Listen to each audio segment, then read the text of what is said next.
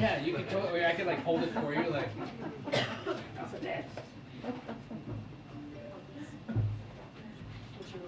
Janice, I wrote my book, which is available on Amazon.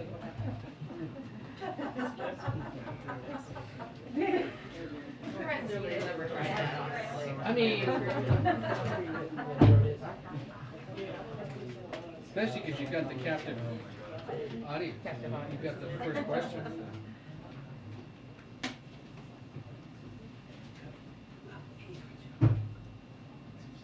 Cecilia, how's Holly's doing? He's okay. Thank you. That is my Crazy. that's my new fear because we have a 4-month-old puppy. He this dog was being walked by a teenager and the dog got off leash and was discharged. Yeah, I was over my mom was holding him. My mom was traumatized. Side by side. Yes, randomly in Wisconsin. My audio, my audio. Oh yeah. Bad dog ownership.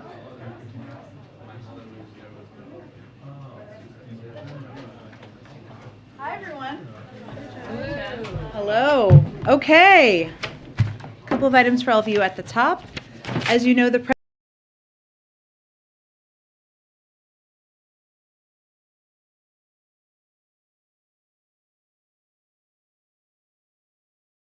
million jobs created as a result of his and congressional Democrats' actions, including the American Rescue Plan and bipartisan infrastructure law, and his work to lower costs. He will visit the Portland International Airport tomorrow to highlight critical investments to ensure stronger, more resilient infrastructure, such as an earthquake-resilient runway at the Portland Airport, and to help lower costs on everyday items by ensuring goods can move faster and more efficiently. Governor Kate Brown, Senators Ron Wyden and Jeff Merkley, and Congressman Kurt Schrader will join the president at the airport. On Friday, he will mark Earth Day in Seattle, Washington, by speaking to the need to bolster our nation's resilience in the face of threats like wildfire and the need to rapidly deploy clean energy. He will be joined at the event by Governor Jay Inslee. The president will also discuss how he is fighting to bring down prescription drug costs, such as insulin, where he will be joined by Governor Inslee, Senators Patty Murray and Maria Cantwell, and Congresswoman Kim Schreier. The president will call on Congress to pass his plan to lower prescription drug prices and energy costs, but he's not waiting for Congress to act, and he will highlight recent actions he's taken to lower energy and health care costs and give families more breathing room. Those actions from just the last few weeks include a historic release from the Strategic Petroleum Reserve, extending the use of E15 gasoline, taking 100 actions this year that would save families more than $100 annually on their utility bills, finalizing standards for cars and trucks that will allow drivers to travel further on every gallon of fuel, fixing the family glitch in the ACA, reducing the burden of medical debt, freezing student loan payments through August, and helping 3.6 million student loan borrowers move closer to debt forgiveness. Also wanted to note on that front, yesterday you may have seen, as part of the administration's historic commitment to support student loan borrowers and get borrowers the relief they are eligible for, the Department of Education announced changes that will move more than 3.6 million borrowers closer to student debt forgiveness, make 40,000 borrowers eligible for the immediate discharge of their loans under the Public Service Loan Forgiveness Program, provide immediate relief to thousands of borrowers in income-driven repayment plans. We're delivering this relief to borrowers by fixing long-standing failures in the Income-Driven Repayment Program, or IDR as it's often known. Income-driven repayment is one of the best options for borrowers who have towards tackling their student loan debt. For too long, the system for tracking payments has been broken, and there were significant flaws that suggested borrowers who were entitled to forgiveness were missing out on their progress toward debt forgiveness. So these steps include making sure that any months in which borrowers made payments will count toward IDR forgiveness, regardless of the repayment plan, and any borrower who has made the required number of payments for IDR forgiveness based on this payment count revision will receive loan cancellation automatically. Additionally, we know that in the past, loan servicers placed borrowers who were struggling to manage repayment into forbearances without giving them adequate information about alternatives. And that meant in forbearance, while no payments were due, interest continued to accrue and borrowers did not get credit toward IDR forgiveness.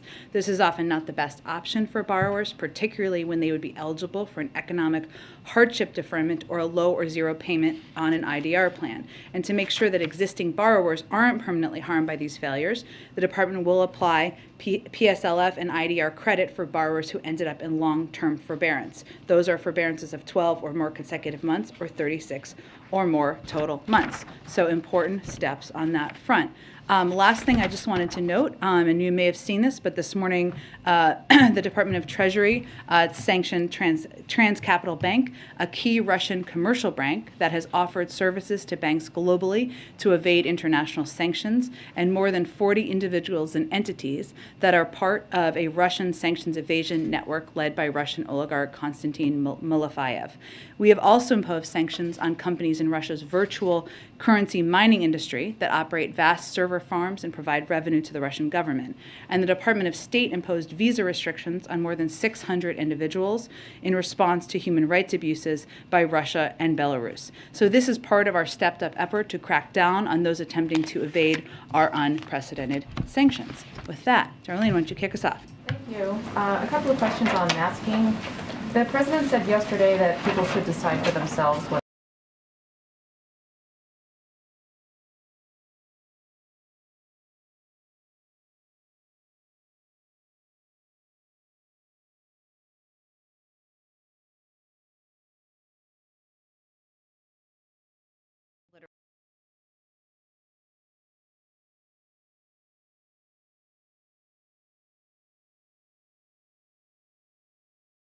guidance, and we recommend Americans do that across the country. They're still recommending people wear masks on airplanes. On Air Force One, which of course is a federal, not a private plane, we all wore masks on the plane when we traveled to New Hampshire yesterday. But we are not, people are not legally bound to wear masks. So it is a point in time where it is up to people, it is their choice in that regard. And then one other question, actually, on a different topic in the interest of time here today. Yeah. Are you able to confirm reports that the president is replacing the acting ATF director with another gentleman who will also be the acting ATF director until the person he nominated last week is confirmed by the Senate? Yes, so I know there have been reports about this out there, and I will say that the president is making the designation under the Vacancies Reform Act, which of course says that any president and only the president may direct a person who serves in an office for which appointment is required to be made by the president by and with the advice of consent of Senate to perform the functions and duties of the vacant office temporarily. We of course are strongly advocating for and pushing for his eminently qualified nominee to be confirmed and have an ATF confirmed director for the first time in many years, which is something we would be eager to see happen. Thank you. Go ahead. Thanks, Jen. On the long-range missile test today, Putin says that this is meant to provide food for thought for those who threaten Russia. Can you talk us through how the administration is interpreting this and whether you're viewing this as a warning or a threat in any way? We are not. They notified under the START treaty, and so from our perspective, while they provided advance notice of this launch under its new START treaty obligations that it planned to test this missile. The Defense Department said today that we did not deem the test a threat to the United States or its allies, and the timing and the scope of Russia's missile test do not influence our approach to countering Russia's further invasion of Ukraine. So it was noticed through the proper process, and the Department of Defense has spoken to this as well. And on an expected announcement of another round of assistance to Ukraine, could you walk us through any specifics, if you have any, on that, when that's happening? And just big picture on this, the U.S. has already given more than $2.5 billion since this war started. How long can the U.S. expect to continue to bankroll so much of this war? Well, okay, there's a couple questions there, so let me do my best in answering them. First, we are working, of course, around the clock, as you know, to provide security assistance to Ukraine. And just to give you an example of how that assistance has flowed just in the last few days, and I think I gave an update the other day, but 5 flights with military assistance have arrived in the region over the last few days. More than half a dozen flights from the United States are scheduled to land in the region shortly with additional equipment. And as we look at providing this assistance, which I know I'll go back to the first part of your question, of course, but what we've tried to do, we made a strategic decision given we've seen Russia reposition their troops and their military to the eastern part of Ukraine to fight a different kind of war on the ground, which will be more, shooting back and forth through long range. And so we have been working with the Ukrainians and the Ukrainian military to determine exactly the kind of security assistance they need for this stage in the war. And that has included an increase, as you've seen, in artillery and ammunition and weapons like howitzers and others that can do these are effective in this long-range shooting and long-range fighting that we are seeing or we anticipate will happen in this stage of the war. So we have been expediting this assistance to the ground over the last couple of weeks to ensure they are prepared as this portion of the war is starting. Not because they are using all of it in 7 days, but because we want them to have all of this equipment as quickly as possible as they prepare to fight this war on the ground. In terms of assistance and what we're preparing, or the reports that I know have been out there, I will say I expect we'll have more soon on this, but I have nothing to preview at this point in time. I would note that out of the $3.5 billion in drawdown authority Congress granted for this fiscal year, we have used over $2.4 billion so far to provide Ukraine the military equipment and capabilities they need to defend themselves. So obviously there's more of that approved drawdown assistance that we can provide, and we've been working to expedite and ensure, as I noted, it's meeting exactly the needs they have at this point in the war. Go ahead. A couple quick ones on mask mandate. The DOJ said yesterday that they would decide essentially whether or not to appeal that ruling based on what the CDC says they need or don't need. Is the White House or the cabinet involved in any way in that decision-making process? Well, we are entirely able to and legally able to be a part of the discussion, but right now we of course are deferring to the CDC on what they believe is needed at this moment. They obviously put in place this 2-week extension because they felt they needed that to take a look at the data, given that we've seen a rise in cases. So we certainly anticipate to hear more from them soon on their ask for being able to have that time, which we think is entirely warranted. And the Department of Justice, as you noted, has indicated that they would appeal, not just because they think it's entirely reasonable, of course, to have this additional time to look at it, but because they think that for current and future public health crises, we want to preserve that authority for the CDC to have in the future. And then just when you said a moment ago that it literally is a personal choice as to whether people decide to put a mask on or not on planes, does that messaging still reflect a shift for you all and maybe to some degree a capitulation to just the mood of the public about wanting to be over this pandemic, or people who have politicized the wearing of masks in the first place? Well, first I would say we continue to recommend everyone wear masks on planes. What the President was speaking to is, of course, because we are not currently implementing the mask mandate, it is not a requirement, so people can choose, even as we recommend it. But to be clear, we are recommending everyone wear masks on planes. That is what the CDC is recommending. That is the public health guidance we are following. I would note, I know this is often said, and maybe some of it is because there was the video of people on one plane taking off their masks. Public polling does not actually show that there is a universal view of people getting rid of masks. That's not actually what public polling shows. Now, it doesn't matter to us because we are making our decisions based on public health and data and what the CDC is recommending. But that is not the universal view of the public.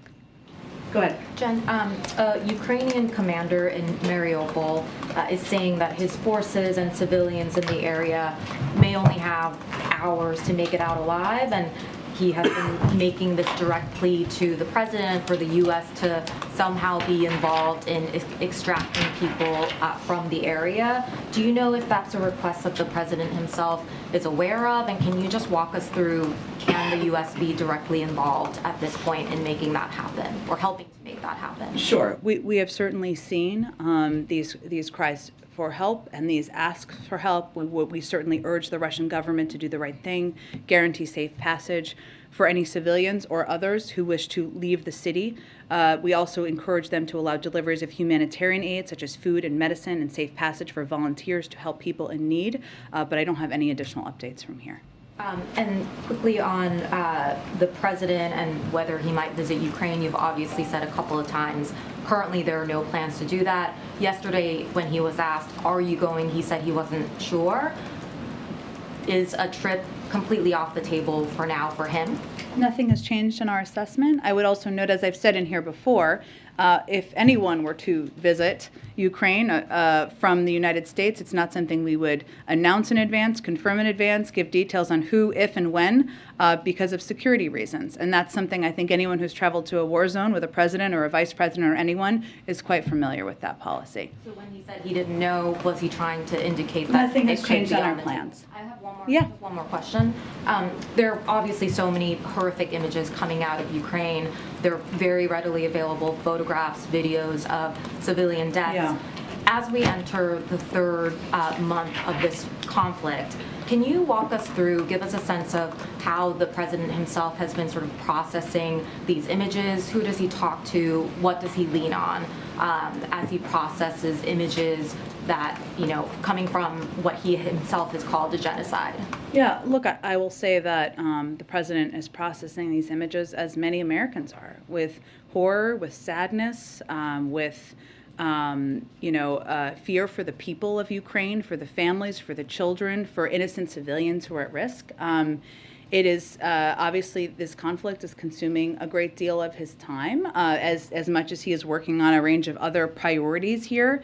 But he is consuming them, as many people are, as I am, as many of you are, as Americans out there watching all of your networks are. It's emotional. It is. Watching some of these images is very raw for people, including the president, because you're seeing people suffering at the hands of a dictator who is brutally targeting civilians. Go ahead. A few on Ukraine for you. The fact that the U.S. is committing heavier weapon systems than it did initially indicate that there's less, at least in the assessment of the United States, less risk of retaliation from Russia now? The types of weapon systems we're providing are really a reflection of the conversations happening with the Ukrainian leadership and military about what they need in this stage of the war.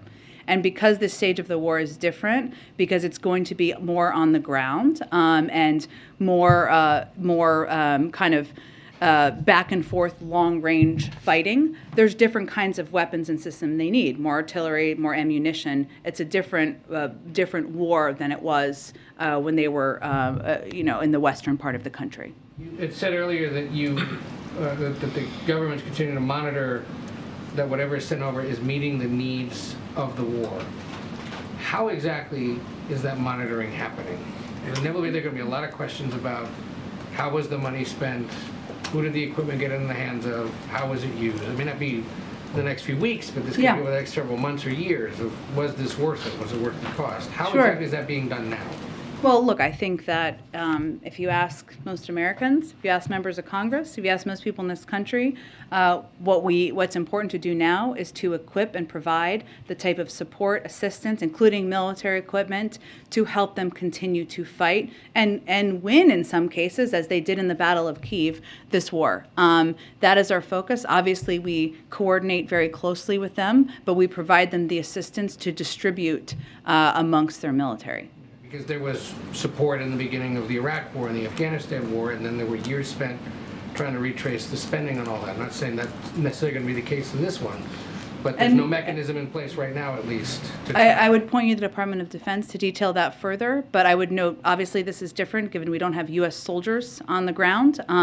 Obviously, equipment, ensuring we're reducing waste, fraud, and abuse is important to the president, but it's a different kind of war for a range of reasons. Given that Russia has conducted an ICBM test, is there any plan to reschedule the one that we canceled back on April 1st. That's not something we would preview. Okay.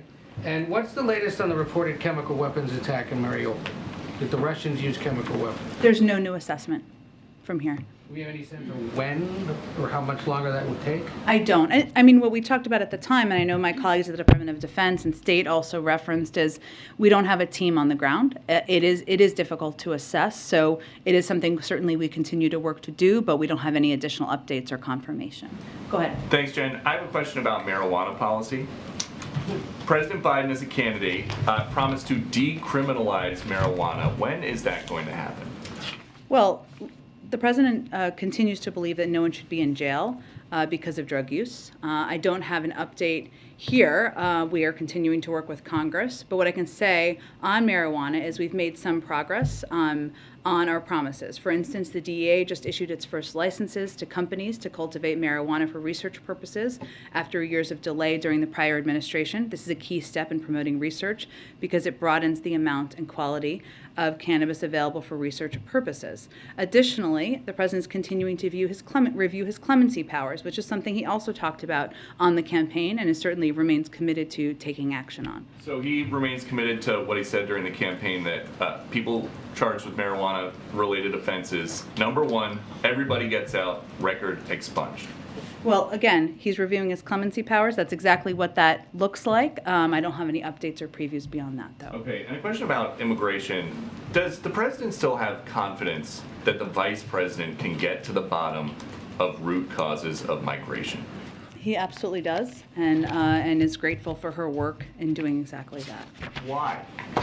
Why does he have confidence, or should I give you an update on a couple of the things we've done? What gives the president confidence when he sees that March 2022 has 28% more migrant encounters at the border than March 2021 when she got this assignment? Well, you asked me about root causes, right? So let me address that first, and what the vice president and other members of the administration who've been working with her have been doing.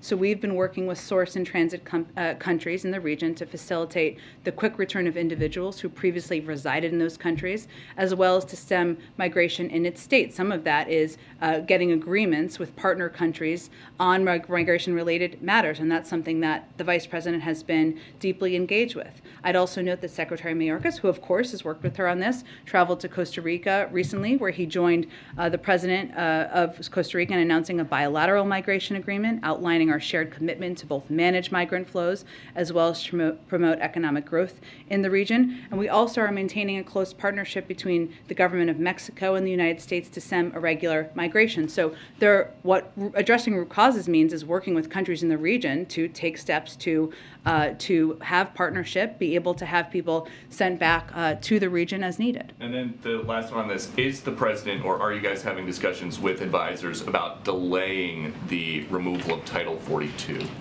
Well, I would, again, remind everyone, because you gave me the opportunity, so thank you. Title 42 is not an immigration authority. I will get to your question, I promise, Peter.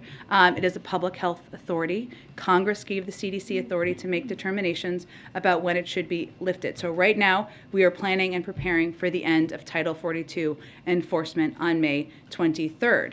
But I would say that there are a range. The president agrees that immigration in our country is broken. It's a system that is broken. There are a range of ideas out there in Congress, Democrats, Republicans, others, some who support a delay of Title 42 implementation, some who strongly oppose it. And there are a range of other ideas of reforming our immigration system. This would all require congressional action. We're happy to have that conversation with them. Go ahead. Along the Title 42, excuse me, sorry, it's allergies. It's so- okay, we understand. Good. We understand. We've been reporting that the administration is projecting a big budget shortfall for ICE and CBP should Title 42 be lifted.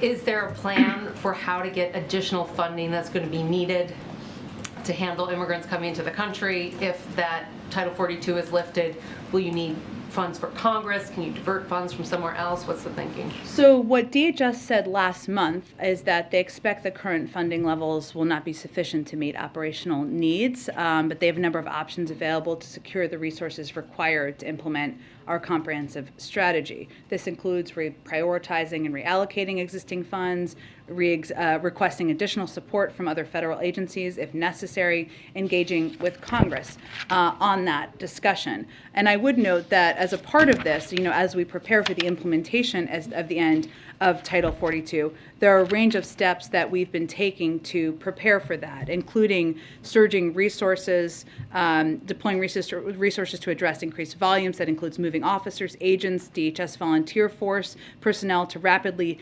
decompress points along the border and more efficiently process migrants. It also entails the deployment of COVID-19 mitigation efforts, including the use of PPE, providing the COVID-19 vaccines. It also includes expanding these efforts to cover migrants in CBP custody. So point is, there are a range of steps in this comprehensive plan that I know Secretary Mayorkas is testifying today on the Hill, and I'm sure he'll be testifying more in the future. But what they said at the time when we announced this was that we expect current funding levels would not be sufficient. There are a range of ways to address that, and we're working on exactly that.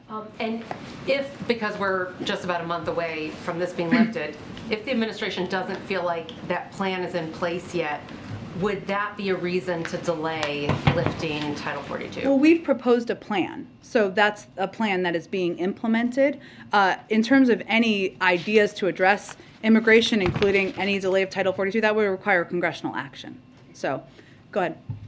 More than 3,000 Ukrainians were processed along the southern border, people who had flown to Mexico to try to get into the U.S. That's a big leap over February. That number is expected to increase.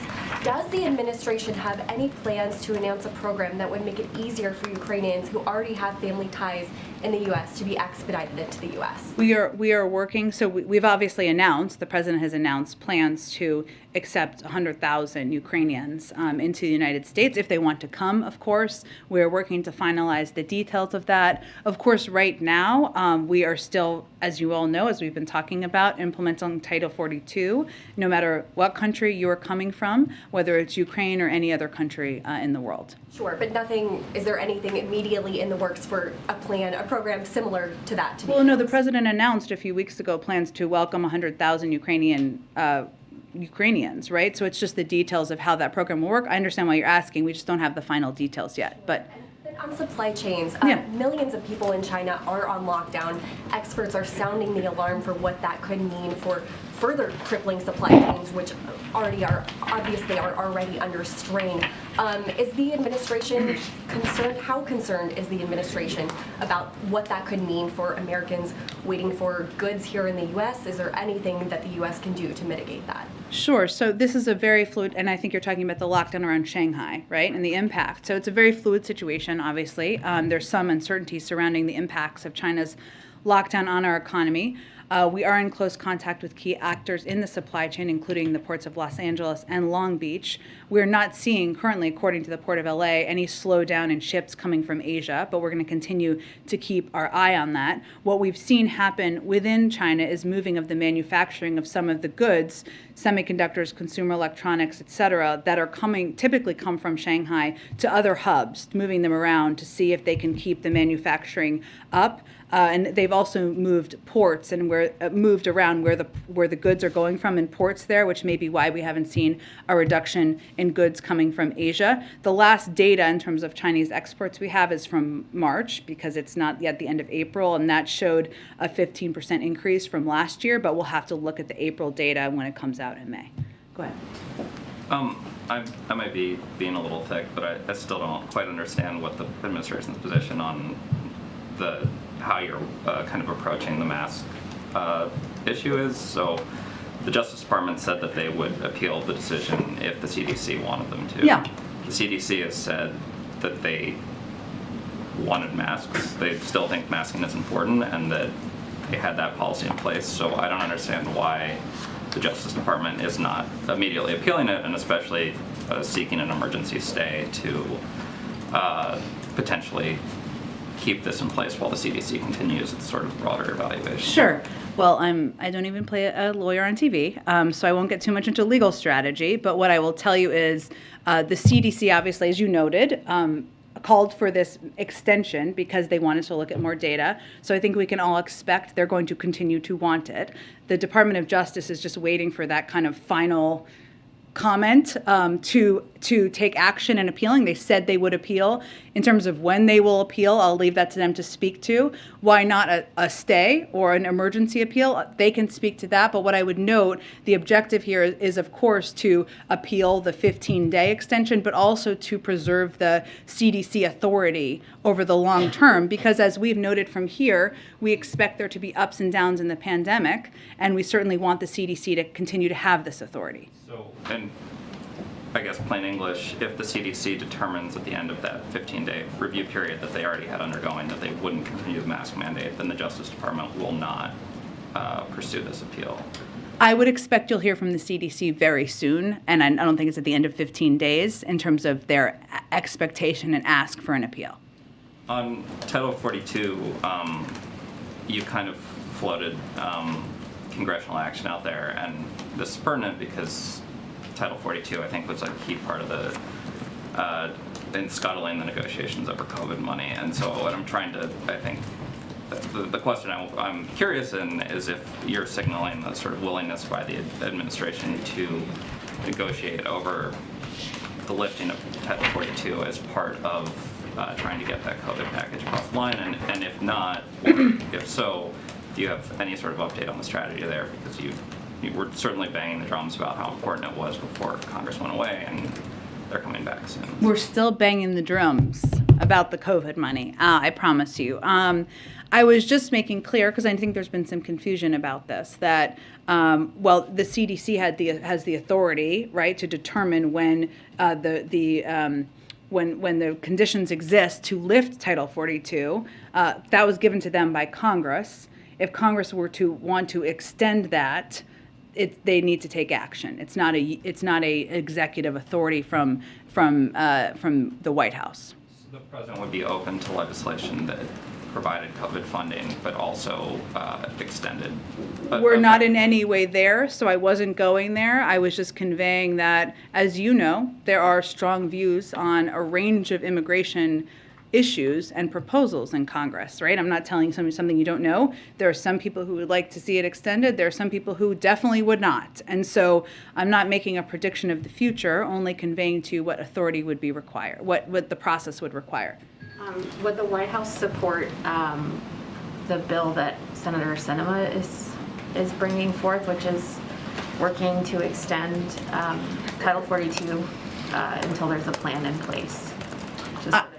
Public health emergency. I don't have any prediction of that. The president has proposed, put forward, called for immigration reform, something he did on his first day in office. We're happy to have a range of conversations with members about a range of ideas, but I just wanted you to note what authority would be required or how the process would work. Go ahead. Two things. South Korean media is reporting that President Biden will visit the country next month, May 20th through the 22nd. Can you confirm that? I don't have anything to confirm yet on the trip beyond what the president himself has already confirmed, but we will have more to say soon, I'm sure. All right. And on COVID aid, I'm wondering if the administration has sort of a drop dead date by which Congress has to give them the additional funding. I know you've talked about, I think, the supply of monoclonal antibodies will run out in May, and the test capacity will ramp down by the end of June. So is June your deadline, or is it much earlier, or is it later if you can repurpose some of the existing money? I would say it's as soon as possible because we have already had to take steps, right? Like ending our program for the uninsured. We haven't been able to make purchases that we would normally purchase to get ahead. I mean, even on monoclonal antibodies or some of these treatments, some of them take months to make. So it already puts us behind where we need to be and want to be in planning. So we don't have a long-term deadline, nor would I punt that out. We want to do it as quickly as possible when they return. Go ahead. Thanks, Jim.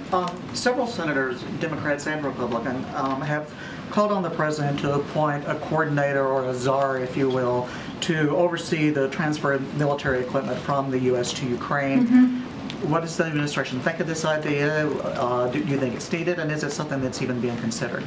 I don't have any personnel updates. Obviously, ensuring that it is, and this kind of goes back to Ed's earlier question, that it is done effectively, efficiently, quickly, is a priority for the president. But I don't have any personnel previews or updates at this point in time. Go ahead. Jen, 2 questions. I wanted to ask you about the concept of athletic boycotts to deal with Russia, and if this is something that the administration supports. I actually saw some of the news that Wimbledon decided to ban athletes from Russia and Belarus from competing in the tournament, and I'm just curious if the administration believes the athletic boycotts are a good tactic to use.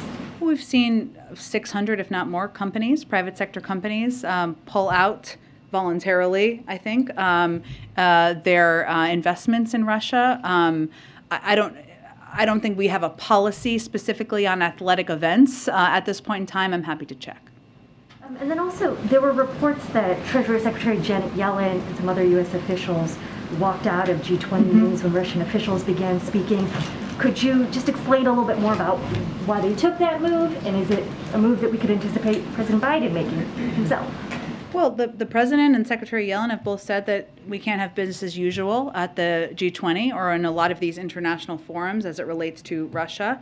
And she and the Treasury team made clear that she was planning to participate in some and not other meetings, which certainly is something we support. The president also has conveyed he doesn't believe that that Russia should be a part of the G20. That's now 6 months away in terms of his participation. So I can't make a prediction of what actions he may or may not take, but certainly we support her steps, and it's an indication of the fact that President Putin and Russia has become a pariah on the global stage. Go ahead. Thank you, Jen. Just today, Russia issued another warning about consequences of Finland and Sweden joining NATO. Do you have a response? Well, the decision of any country to join NATO is up to that country and NATO to make a determination about, and certainly that's the case here. We strongly support NATO's open door policy, and I'm not going to indulge Russia's saber rattling. Go ahead. Thank you, Jen. Just to zoom out a bit on the Ukraine aid and the policy towards this war. The President of the European Council, Charles Michel, was there today in Kyiv, and he said, quote, which was unusually clear, I thought, said, "You are not alone, we are with you, and we'll do everything which is possible to support you and to make sure that Ukraine will win the war."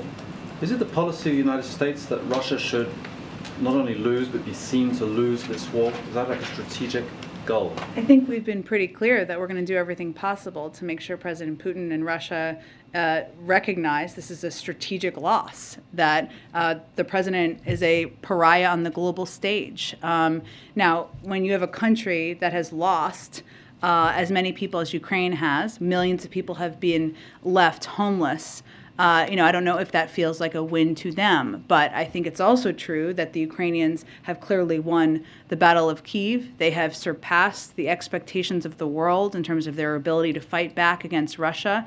And Russia has not only become a pariah on the world stage, but they have effectively united NATO, effectively driven countries to desire and interest in joining NATO, have united the West in a way that has never been their objective, while also their economy is crumbling. So, that is all a victory in terms of isolating Russia. Okay, but is the concrete goal of the aid that's going there, now we're talking about artillery and more, is the goal a battlefield defeat for Russia, ultimately? Not a compromise, not no gray areas, just... We're doing everything we can to equip the Ukrainian government, Ukrainian leaders to effectively fight back in this military battle.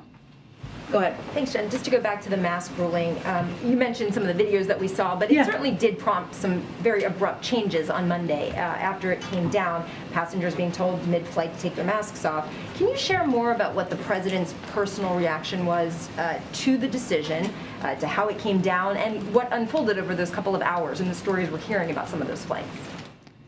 I'm not sure we have a story here about some of those flights. that we're hearing now about parents talking about being on a flight with their kids and then being concerned because they were mid-flight. But just what was his reaction to the decision and what happened then over the next couple of hours on Monday?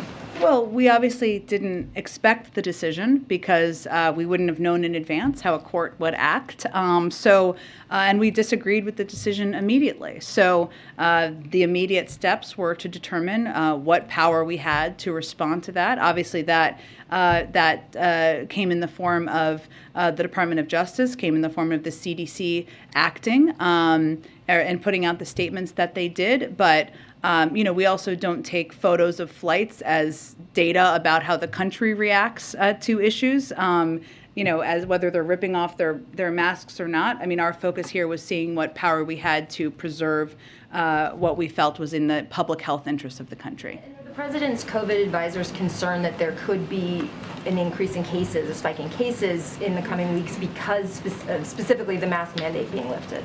Well, I'm not going to make a projection of that because I'm not a doctor, and certainly I can check with our health team and see if they have any predictions of that. Obviously, they wanted more time because they've seen rising cases, and they feel it is in our interest to preserve the mask mandate, even for that short period of time, or have the authority moving forward in case cases go up, and we needed to take that step in the future. But I don't have a prediction of rising cases. I would point you to the CDC or other health officials. Go ahead. Jen, there are reports that Mexico media is stating that the Mexican government has decided to dismantle a binational police group that was fighting Mexican cartels or drug cartel operations down there. I wonder if the administration is aware of that and if you have any reaction to that. I'm happy to check with our NSC team and see if they have any specific reaction. Go ahead. Thanks. First of all, on Israel, does the administration have a reaction to the recent deadly clashes in Israel with Palestinians? Does it change your stance on the Abraham Accord, or do you have a different view now on how to achieve peace in that region? We are deeply concerned by the recent violence in Jerusalem, at the Temple Mount, on the Temple Mount, and across the West Bank. We also strongly condemn the recent rocket attack on Israel. We continue to call on all sides to exercise restraint, avoid provocative actions and rhetoric, and preserve the historic status quo of the Haram al-Sharif Temple Mount. We also continue to urge Israeli and Palestinian officials to work cooperatively to lower tensions and ensure the safety of everyone. And we, of course, continue to closely follow the situation on the ground and stay in touch through diplomatic channels. Does it change your stance on the Abraham Accords, or? There is no change on our stance.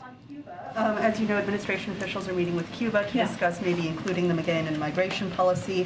What might that look like in the future, and is that a possibility? Well, I would say that we see these talks as pretty standard. The migration talks provide an opportunity for discussions on migration issues between Cuba and the United States, and they're part of regular order meetings continuing over nearly 30 years of engagement on with Cuba on migration matters. We maintain these in order to discuss safe, orderly, and legal migration. That remains a primary U.S. interest. So beyond what they will look like, I mean, to us, this is just a standard operating process and discussions that have been happening over the course of many years. The last ones were, of course, in 2018. And finally, just on some of the munitions being sent to Ukraine, how does the administration justify sending Claymore munitions, which critics say are quite dangerous and in their anti-personnel mine form have been banned by 160 countries, including Ukraine? I'd point you to the Department of Defense to speak to any specifics of the military equipment or assistance we're providing. Obviously, we're providing this to a country that is facing an invasion by Russia that is targeting their civilians and their people, and this is meant to effectively help them fight that war. Thanks, everyone.